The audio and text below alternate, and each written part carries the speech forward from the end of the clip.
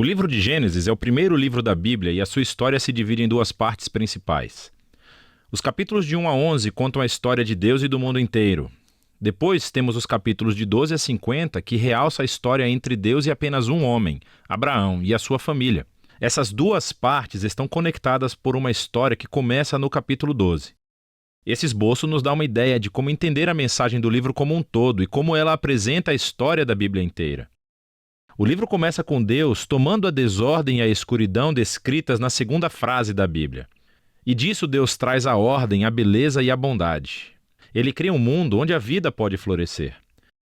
Deus faz essas criaturas chamadas humanos, ou Adam em hebraico. Ele cria os humanos à sua imagem, que está relacionado com o seu papel e o propósito deles no mundo de Deus. Os humanos são criados para refletirem o caráter de Deus no mundo. Eles são nomeados como representantes de Deus para governar o seu mundo em seu nome, o que, nesse contexto, significa aproveitar todo o seu potencial, cuidar dele e torná-lo num lugar onde ainda mais vida possa florescer. Deus abençoa os humanos. Essa é uma palavra-chave nesse livro. Deus lhes dá um jardim, um lugar onde podem começar a construir esse novo mundo.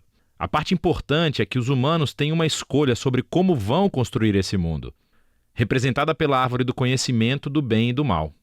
Até agora, Deus forneceu e definiu aquilo que é bom e o que não é. Mas agora Deus está dando aos humanos a dignidade e a liberdade de escolher. Será que eles vão confiar na definição de Deus para o bem e o mal? Ou vão buscar autonomia e definir bem e mal por conta própria? É um risco muito grande. Rebelar-se contra Deus é abraçar a morte, porque você está se afastando do próprio doador da vida. E isso é representado pela árvore da vida. No capítulo 3, uma figura misteriosa, a serpente, entra na história. A única coisa que sabemos sobre a serpente é que ela é uma criatura que Deus fez. Torna-se claro que é uma criatura em rebelião contra Deus. Ela quer levar os humanos à rebelião e à morte. A serpente conta uma história diferente sobre a árvore e a escolha. Ela diz que buscar conhecimento sobre o bem e o mal não trará a morte, mas sim irá garantir a vida e se tornarão como Deus. Agora, isso é uma ironia trágica porque sabemos que os humanos já são como Deus. Foram feitos para refletir a imagem de Deus. Em vez de confiar em Deus, os humanos buscam a própria autonomia. Eles escolhem o conhecimento do bem e do mal para si e, instantaneamente, toda a história fica fora de controle. A primeira perda acontece nas relações humanas. E, de repente, o homem e a mulher entendem o quão são vulneráveis. Eles não podem nem confiar um no outro. Eles fazem roupas e se escondem um do outro. A segunda perda acontece na intimidade entre Deus e os humanos. Eles correm e se escondem de Deus. Quando Deus os encontra, eles começam um jogo de culpar um ao outro sobre quem iniciou essa rebelião. E nesse momento a história para. Há uma série de poemas curtos nos quais Deus declara, primeiro para a serpente e depois para os humanos, as consequências trágicas dos seus atos. Deus primeiro diz à serpente que, apesar da sua vitória aparente, ela está destinada à derrota e a comer poeira.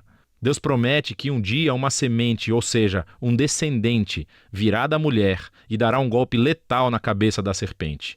O que parece uma ótima notícia, mas essa vitória terá um custo, pois a serpente também dará um golpe letal no calcanhar do descendente, enquanto está sendo esmagada. A promessa desse guerreiro ferido é misteriosa.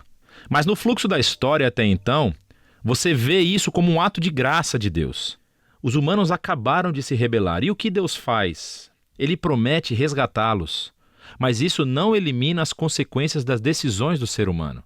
Deus informa que agora os aspectos da sua vida conjunta, tanto na vida em casa como no trabalho, serão cheios de tristeza e dor por causa da sua rebeldia, o que levará à morte.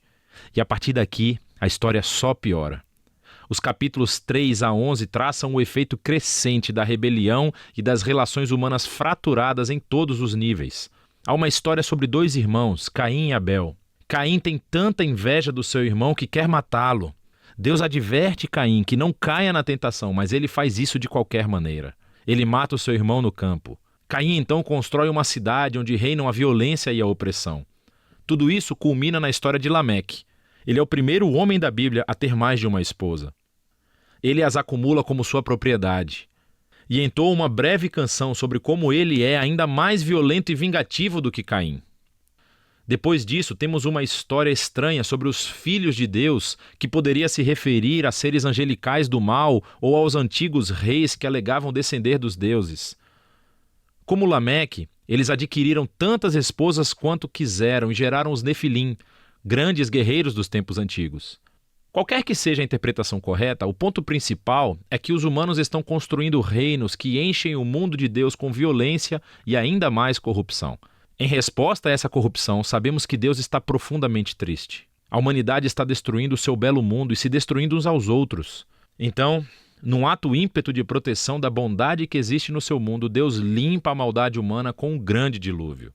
Mas existe um humano inocente a quem ele protege, Noé, e toda a sua família. Ele nomeia Noé como um novo Adão. Ele repete a bênção divina e envia Noé pelo mundo afora. Mais uma vez, temos grandes expectativas, mas Noé falha, também num jardim. Ele vai e planta uma vinha e fica bêbado até perder os sentidos. Então, um de seus filhos, Cam, faz algo vergonhoso ao seu pai na tenda. Aqui temos o nosso novo Adão, nu e envergonhado, justamente como o primeiro. E novamente tudo piora. O que leva à fundação da cidade da Babilônia. As pessoas da antiga Mesopotâmia se reúnem em torno de uma nova tecnologia, o tijolo. Elas podem construir cidades e torres mais altas, bem mais rápido do que qualquer outro povo. Eles querem construir um novo tipo de torre que chegue até os deuses para tornar os seus nomes famosos. É uma imagem da rebelião e arrogância humana. É a rebelião do jardim, dessa vez amplificada. Deus humilha o seu orgulho e os dispersa. Essas são histórias diversas, mas você pode ver que todas exploram o mesmo princípio básico. Deus continua dando aos humanos a chance de fazer a coisa certa com o seu mundo, e os humanos continuam a destruí-lo. Essas histórias afirmam que nós vivemos num mundo bom, que tornamos mal, e escolhemos definir o bem e o mal por conta própria. Todos nós contribuímos para esse mundo de relacionamentos rompidos, levado ao conflito e à violência e, finalmente, à morte. Mas há esperança. Deus prometeu que um dia um descendente viria, o guerreiro ferido, que derrotará a raiz do mal. Apesar da maldade humana, Deus está decidido a abençoar e a salvar o seu povo. Então a grande questão é, claro, o que Deus vai fazer? E a próxima história é o elo onde encontramos a resposta. Mas por enquanto, é disso que tratam os capítulos de 1 a 11 do livro de Gênesis.